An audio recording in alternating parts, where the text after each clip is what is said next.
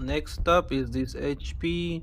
It just goes to that preparing automatic repair, and it doesn't do anything.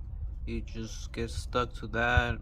um, so the issue will be a bad hard drive on this occasion. Not it's not That's not always the case, but on this one it will be the hard drive. So let me get to it. So you flip it around and remove those little cover. It was right here, so you can get two screws. All right. So I unscrew the screws, and then now it's time to open up this bad boy. Okay, so it's open. We got the RAM over here. We got the hard drive. This is what I'm going to replace.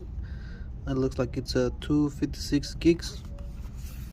Okay, so I put the hard drive, put the back cover, and it's time to load the software. Okay, same deal.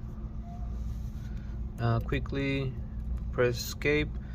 Look for the boot menu option, and then look for my hard drive SSD. I'm sorry, what am I saying? My USB. It's been a little busy day, so it's almost time to go home as well, and I'm hungry. So let's see if I can get through the day and finish up a couple of jobs that I have pending. Okay, so I started the software and it's installing it now.